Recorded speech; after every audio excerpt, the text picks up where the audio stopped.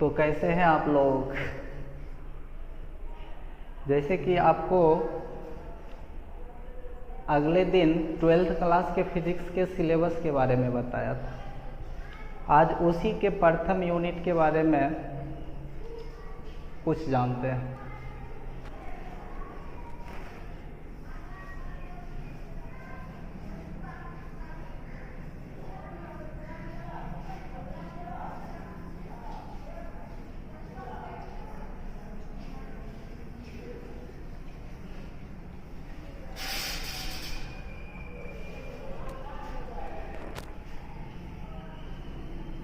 First unit,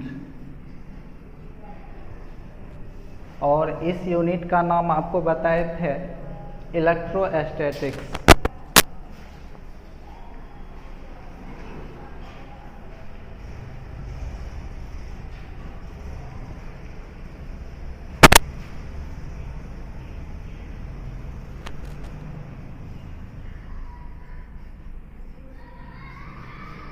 स्थिर वैद्युत की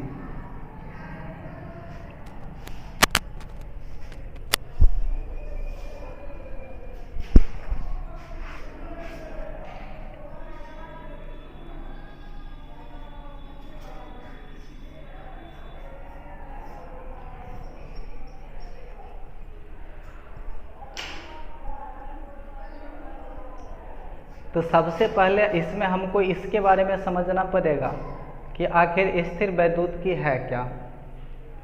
इसको अंग्रेजी में बोला जाता है इलेक्ट्रोस्टैटिक्स। अगर इन शब्दों पर गौर किया जाए तो इससे दो चीज़ निकलता है, एक तो इलेक्ट्रो, दूसरा निकलता है स्टैटिक्स। एक निकलता है इलेक्ट्रो,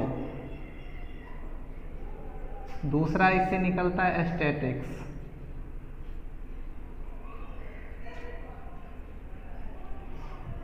इलेक्ट्रो यहाँ पे इलेक्ट्रॉन के सेंस से लिया गया है।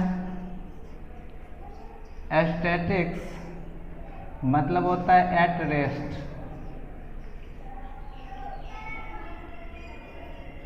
अगर इलेक्ट्रॉन के बारे में कहा जाए तो ये आवेश के सेंस में लिया गया।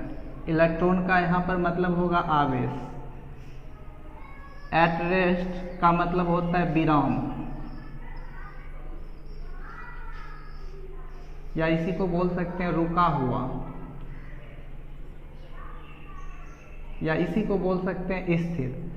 अगर ये दोनों चीज़ मिलाकर एक साथ अगर देखेंगे तो हम कह सकते हैं कि यहाँ पर पढ़ना है किसके बारे में, विराम आवेश के बारे में। मतलब जो आवेश रेस्ट पर है उसके बारे में, जो आवेश रुका हुआ है उसके बारे में पढ़ना है।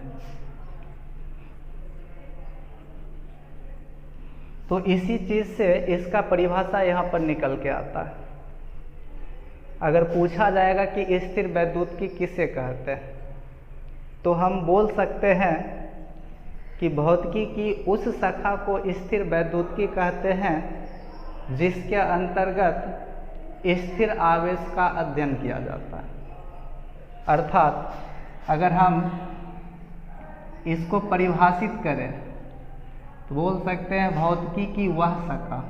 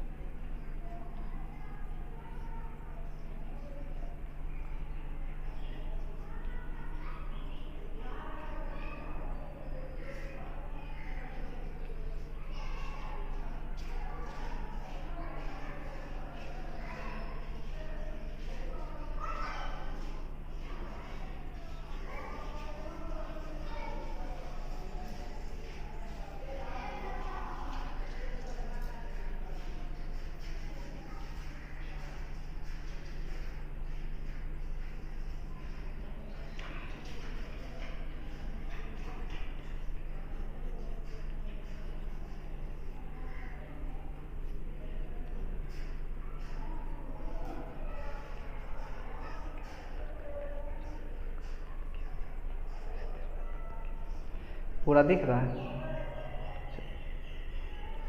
अर्थात स्थिर वैद्युतिकी की परिभाषा के बारे में अगर बात करते हैं तो हम कह सकते हैं कि भौतिकी की वह शाखा जिसके अंतर्गत स्थिर आवेशों का अध्ययन किया जाता है उसे स्थिर वैद्युतिकी कहते हैं।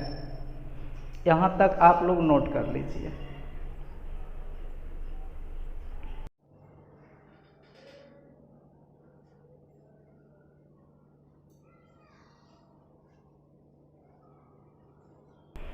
तो आप लोग कितने ऐसे हैं जो पिज़्ज़ा, बर्गर, डोमिनोज, नूडल्स ये सब खाए हैं? वाह, इसमें तो बहुत सारे हैं। यहाँ तक लिख लिए? चलिए ठीक है, इससे आगे बढ़ते हैं अब।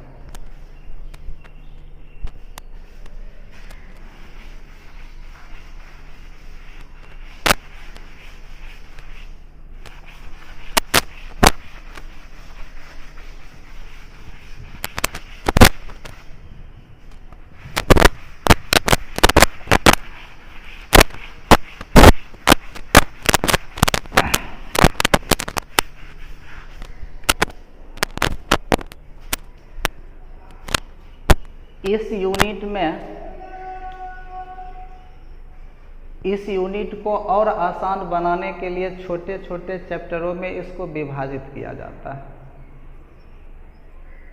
इस प्रकार से कुछ विभाजित किया जाता है, जैसे इसमें इस यूनिट में अगर हम सबसे पहले जानने की कोशिश अगर कुछ करेंगे तो वह जानेंगे विद्युत आवेश के बारे में।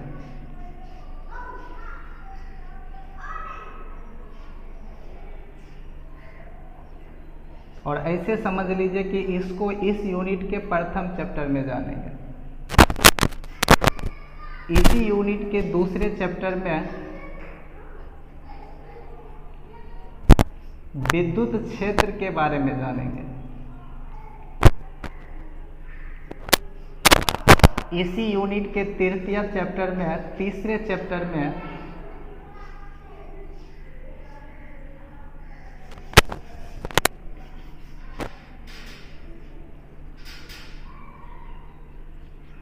गॉस का प्रमेय,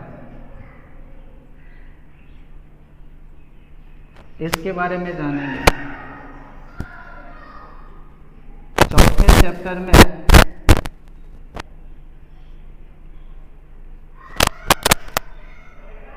विद्युत विभव के बारे में जानेंगे।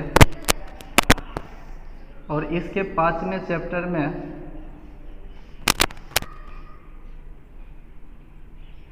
विद्युत धारिता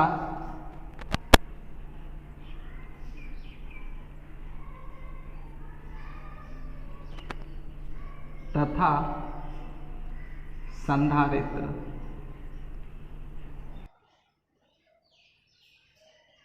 इसके बारे में देखिए।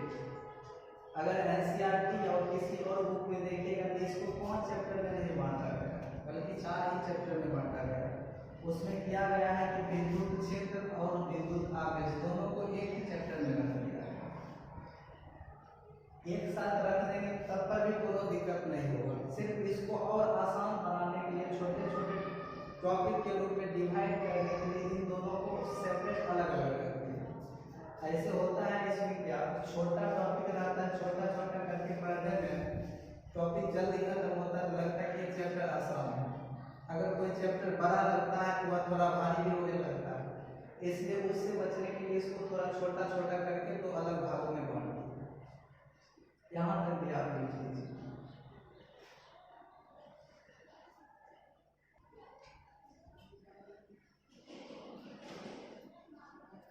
लिख लिया। तो अभी आपसे पूछ रहे थे कि इसमें कितने ऐसे हैं जो पिज्जा, बर्गर, डोमिनोज, मैगी ये सब चीज खाए। इसमें तो बहुत सारे हैं। एक नहीं बन जाता तो ये सब चीज नहीं खाया। और इसमें दो चीज खाया,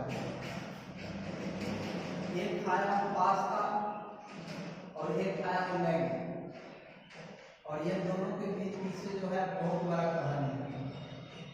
अगर आप सुनिएगा तो आपको हंसी आएगी। धीरे धीरे कहानी को भी आगे लेकर बढ़ेंगे और इस चीज को भी आगे लेकर बढ़ेंगे। पहले आप इसको लिख लीजिए, तो यहाँ पर लिख लीजिए, इसको अब मिटाते हैं।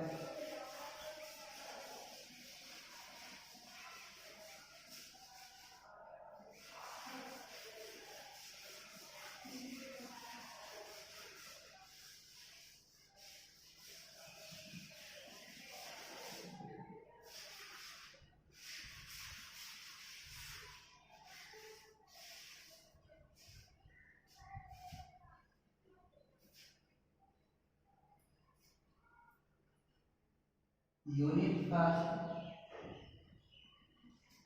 का चैप्टर फर्स्ट,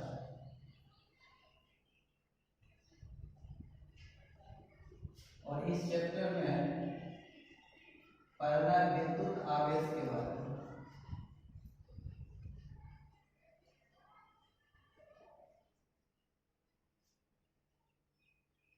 इलेक्ट्रिक चार्ज।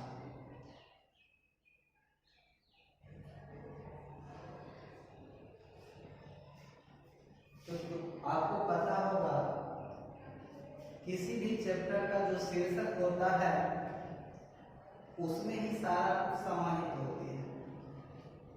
इसी प्रकार से अगर उनके शीर्षक को समझ लिया जाए तो उस चैप्टर के अधिकांश भागों को समझा जा सकता है।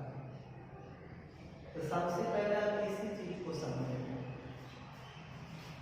तो प्रथम पॉइंट जो होगा मेरा इस चैप्टर में, ये बनेगा विद्युत आवेश।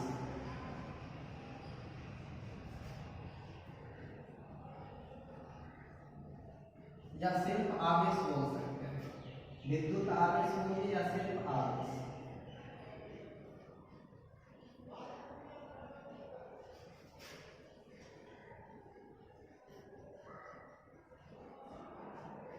और इन चीजों को समझने के लिए कुछ एग्जाम्पल जो है आपको समझना होगा। जैसे आप लोग देखते होइएगा कि जब आप अपने बाल में कंघी करते हैं, कुछ देर करने के बाद देखते होइएगा कि कंघी को जब कागज के छोटे छोटे टुकड़े के निकट लाते हैं तो वह कागज के छोटे छोटे टुकड़े को अपनी ओर आकर्षित कर देते हैं, जिसके कारण वह आकर्षित करते हैं उसी चीज को आवेश बोलते हैं। मतलब हम ये कह सकते हैं कि कंघी अर्थात कोम जो है उस छोटे कागज को अपनी ओर आकर्षित कर रहा है, किसके कारण? तो आवेश के कारण। मतलब वह आवेशित हो गया, वह चार्ज हो गया। ऐसा बहुत सारा कारण है। जैसे कि आप लोग देखते होइएगा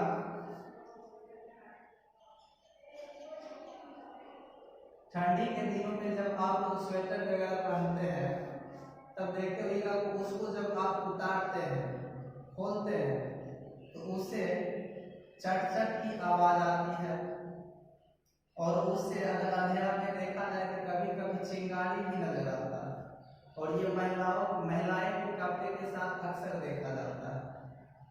जैसे महिलाएं साड़ी पहनती है सिल्क का, तो उसके साथ ये अक्सर घटना घटते रहती है। और इसी प्रकार से आप कभी चाउमीन खाए होंगे, चाउमीन वाला प्लेट जो होता है वो कुछ इस प्रकार से, देखिए दो तो प्लेट खोज रहे थे लेकिन मिल नहीं पाया, नहीं तो आपको अभी करके दिखाते हैं। जैसे एक प्लेट यहाँ पे देखें, ऐसा होता है,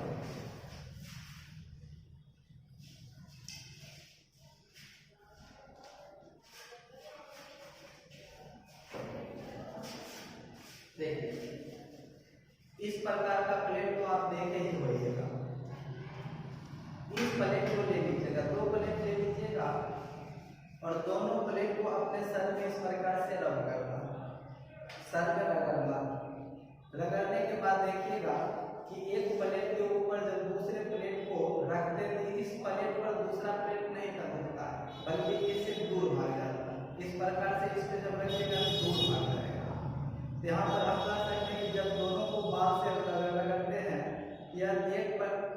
प्लेट जो है दूसरे प्लेट को क्या करता है, दूर भगाता है, विकर्षित करता है। अगर इसी काम में अगर एक प्लेट को सर से और दूसरे प्लेट को कपड़े से अगर रगड़ दिया जाए तो उसमें देखिएगा कि एक प्लेट के ऊपर दूसरे प्लेट को रख दीजिएगा और दूसरे प्लेट को रखने के बाद सिर्फ ऊपर वाला प्लेट को ऐसे पकड़िएगा, ऐसे नीचे वाला प्लेट जो है इसमें चिपका हुआ होता है। मतलब इसको जब हम किसी वस्तु से रगड़ दिए तो इसमें एक प्रकार का गुण आ जाता है जिसके कारण यह किसी दूसरे वस्तु को आकर्षित कर लेता है या उसको विकर्षित कर देता है। तो इसी गुण को बोलते हैं आवेश। अगर हम इसके परिभाषा पर गौर करें तो हम कह सकते हैं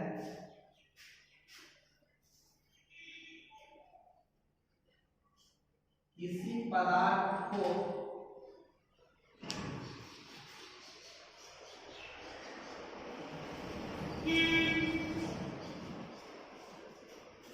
पदार्थ को जब दूसरे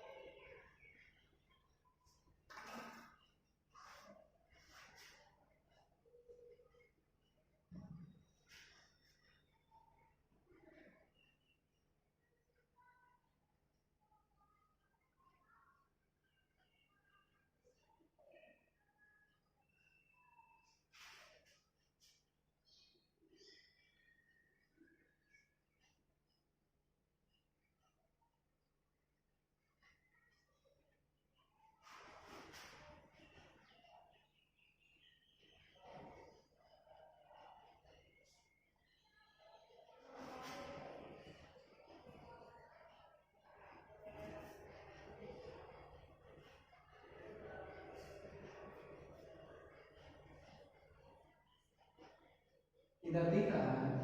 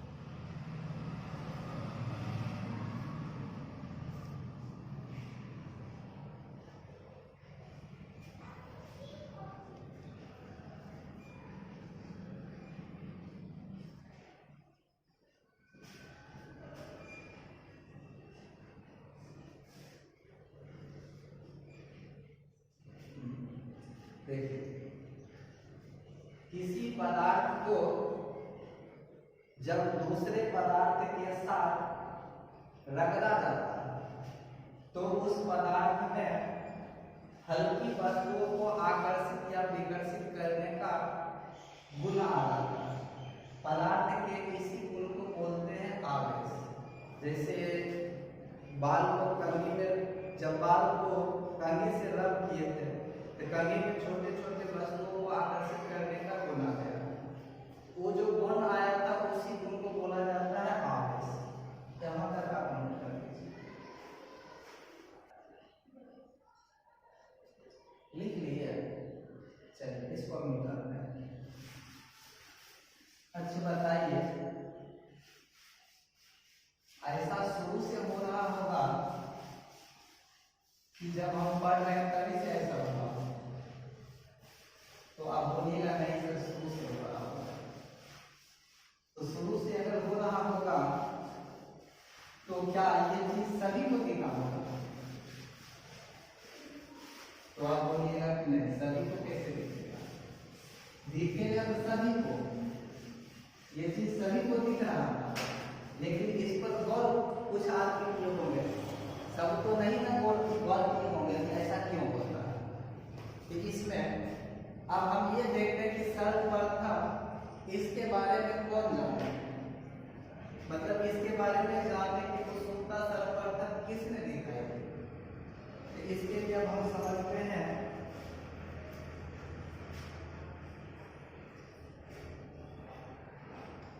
आवेश का इतिहास।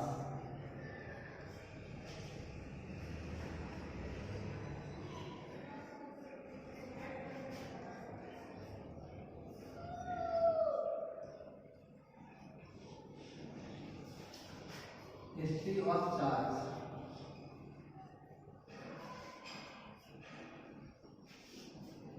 तो बीच में अभी जो कहानी छोड़े थे, बोले थे जो मैगी के साथ जो है मेरा मतलब कुछ अजीब घटना घट गया था, तो उसको लास्ट में पूरा करें और बीच में छोड़ कर नहीं जाएंगे।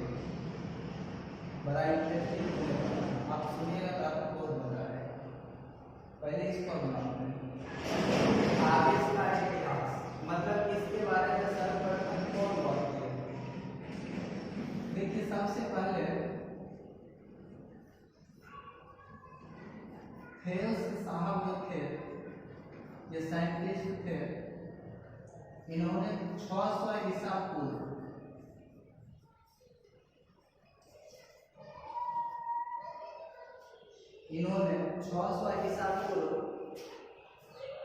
यह बताए थे कि जब एम्बर को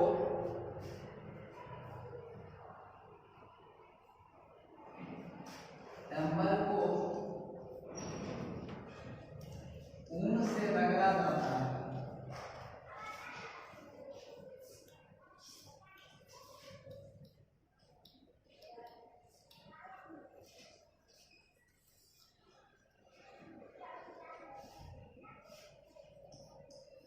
तो उसमें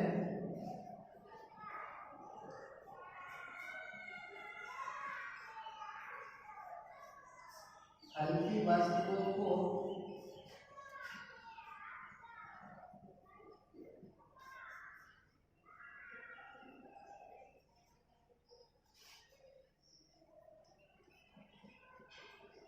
आकर्षित करने का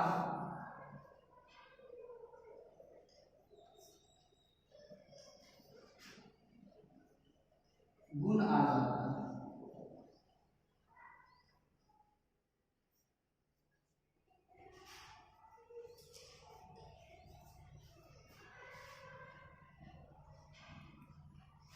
सर्वप्रथम 600 ईसा पूर्व थेल्स साहब बताए थे कि जब एम्बर को ऊन से रगड़ा जाता है तो उसमें हल्की वस्तुओं को आकर्षित करने का गुण आ जाता है। इसके अलावा उनको ज्यादा कुछ मालूम नहीं पड़ा, तब तक उसका नाम आवेश भी नहीं रख पाए। सिर्फ इतना जाने थे कि ऊन को जब एम्बर से रगड़ते हैं तो उसमें हल्की वस्तु को अपनी ओर आकर्षित करने का गुण आता है, मतलब ये ज्यादा कुछ नहीं कर पाए।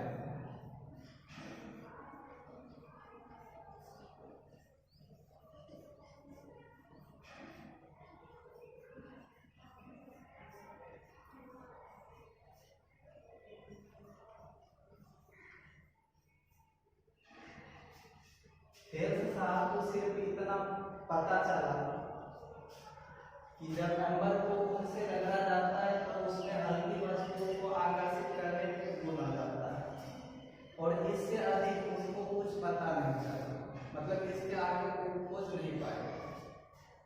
दूसरा नंबर पे आए थे, दूसरा नंबर पर आए थे डॉक्टर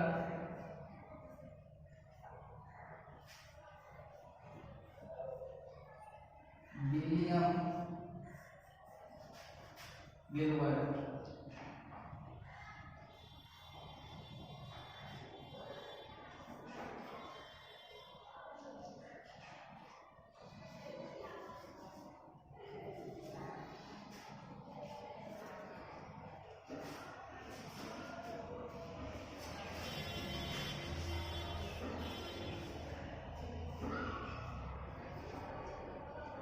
दूसरा नंबर पर आए थे डॉक्टर विलियम गिलबर्ट, और ये आए थे लगभग 1600 ईस्वी।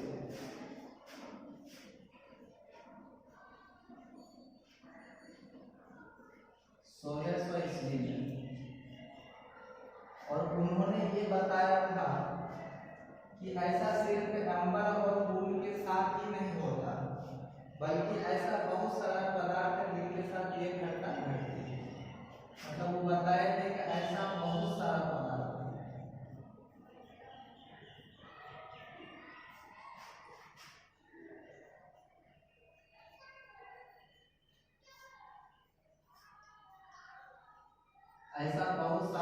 ऐसा बहुत पदार्थ है, जैसे शीशा हो गया, अंबर हो गया, ऊन हो गया, गंधक हो गया, एल्कोनाइट हो गया,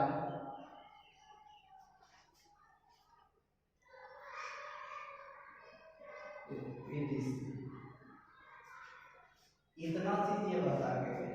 इसके अलावा ये भी कुछ खास नहीं खोज पाए और इनका नाम अभी तक नहीं रखा गया है। उसके बाद तीसरा नंबर पे आए थे थॉमस ब्राउन।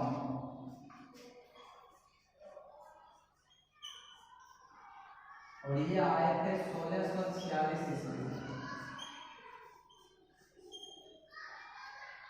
और इन्होंने पदार्थ के इसी गुण को नाम दे दिए। नाम क्या दिए थे? नाम दिए थे इलेक्ट्रिसिटी।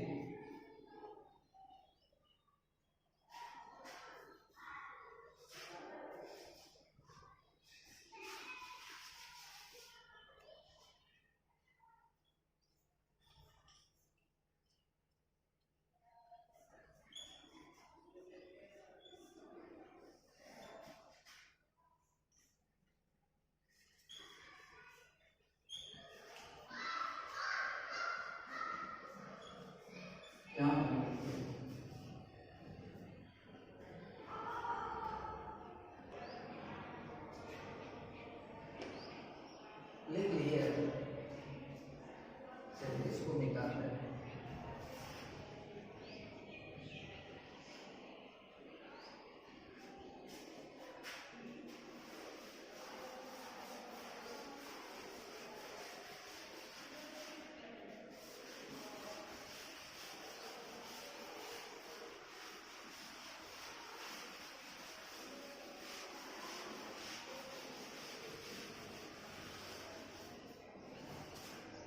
इसके बाद आए थे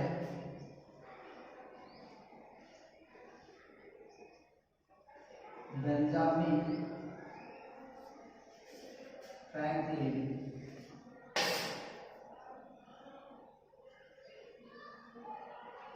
और ये आए थे 1750 ईस्वी में। और यही वो हैं जो ये बताए थे कि आवेश दो प्रकार के होते हैं। मतलब ये बताए थे कि आवेश दो प्रकार के होते हैं।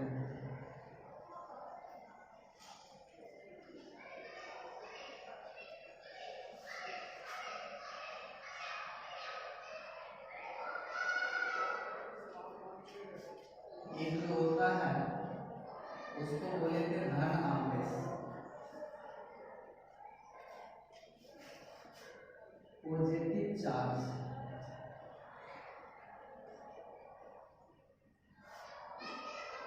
दूसरा जो होता है उसको बोले थे ऋण आवेश।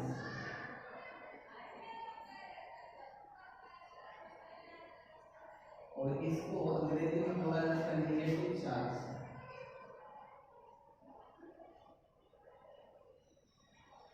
ये था आवेश का इतिहास। और इसमें अभी बहुत सारा चीज बाकी है। आखिर ऐसा क्यों होता है कि आवेश उत्पन्न होता है जब एक वस्तु को दूसरे वस्तु के साथ रगड़ने पर? मतलब आवेशन का कारण, ये सारा पॉइंट अब आगे पढ़ेंगे अगले दिन। तो आपको बताए थे कुछ कहानी के बारे में। कहानी मतलब ये बनारसी में है, ये रियल है। जैसे बताए थे कि नूडल्स, मैगी, इसको खाने में मेरे साथ मतलब कुछ घटना घट गई थी जो कि बहुत ही रोचक है। ये घटना जो है उस समय की है जब मैं 12th में था और अपने गांव से पढ़ने के लिए शहर गया था। तो मेरे साथ एक और गांव का ही लड़का था जो 11th में था और मैं 12th में था। तो संडे में मतलब जब संडे आता था तो बीच बीच में शाम को घूमने के लिए जाते थे। घूमने के लिए मतलब मॉल जाते थे या कहीं मतलब ज़्यादातर मॉल ही जाते थे और उसमें थोड़ा ऐसी उसी हवा हवा खाते थे और फिर वापस आ जाते थे। और ऐसा हर संडे होता था। तो एक दिन जो जब गए थे तो दोनों गए थे, उनका नाम था बिट्टू के साथ जब गया था तो मतलब रोज रोज जाते थे हर संडे और जाते थे वहाँ पर पूरा प्रक्रिया देखते थे। प्रक्रिया ये देखते थे कि मतलब सामान को लाइए, उसका बिल जमा कीजिए, फिर उसको ले आए। तो हम दोनों थे बहुत नए थे और हमको ये लग रहा था कि अगर हम कुछ खरीद बिक्री करेंगे तो पेमेंट करने में हो सकती है लोग हमारे ऊपर मतलब हंसे, क्योंकि मुझे उसके बारे में कुछ मालूम ही नहीं था। इसलिए फिर सोचे कि चलो इसमें पेमेंट किस प्रकार से होती है इसको जानने के लिए एक आज छोटा सा 10 रुपये को कोई सामान खरीदते हैं। अंदर में ही दोनों विचार करके कि 10 रुपये में या तो बिस्किट या तो नमकीन आएगा। तो सोचे कि नहीं नमकीन ले लेते हैं। तो नमकीन जब लेने के लिए गए तो उसमें ढूंढने लगे कि अच्छा सा नमकीन खोलो। तो बिट्टू जो था उसमें वही एक मतलब फिगर ऊपर में देख कर पैकिंग के ऊपर फिगर नहीं बना हुआ रहता है, तो फिगर में देखा गया कि मतलब वहाँ पर मैगी जो था नूडल्स वाला झिया टाइप में दिखा था, मतलब नमकीन टाइप का दिखा था। तो सोचे कि देखिए इसका रेट भी सस्ता है, 12 रुपये या 10 रुपये में आ रहा है और इसी को लेकर चलते हैं। तो बोले ठीक है ले लीजिए। जब आए काउंटर पर आया उसका बिल पे किए और रास्ते में आए तो उसका पैकिंग फाड़ दिए रास्ते में ही फाड़ दिए और उस पैकिंग से आप निकाल कर दोनों खाना चालू कर दिए। दोनों खाना जब चालू कर दिए उसमें कोई स्वाद ही नहीं आ रहा था, ना नमक था उसमें, ना कोई मतलब ऐसे मतलब बेकार लग रहा था, कुछ मतलब ठीक नहीं लग रहा। तो दोनों अधिक खाने के चक्कर में जल्दी में बहुत सारा खा लिए थे। जब खाते खाते लास्ट में देखे तो उससे पैकिंग नहीं हुआ।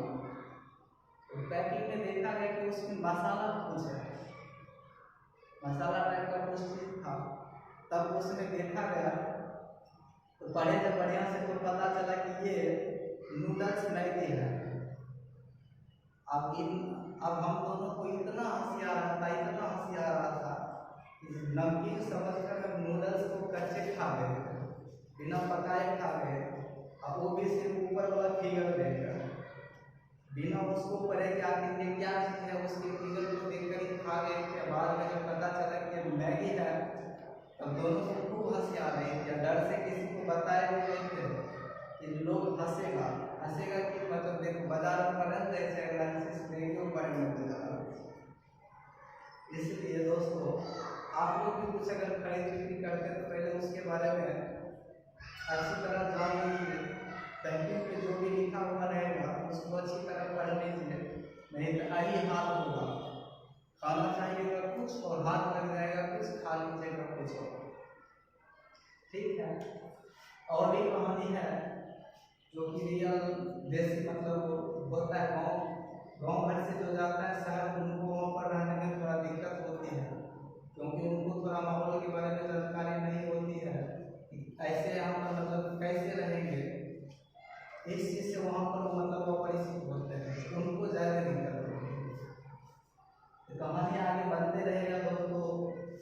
अब इसमें जितना आपको बताए थे उसको पढ़ के आगे अगला दिन फिर आगे इसी का आगे वाला भाग बनाऊंगा। उम्मीद है कि आपको ये सब सारा चीज़ें अच्छा लगा होगा। तो मैं अपना काम कर दिया हूँ, आप अपना काम कीजिए। आप अपना काम क्या कीजिएगा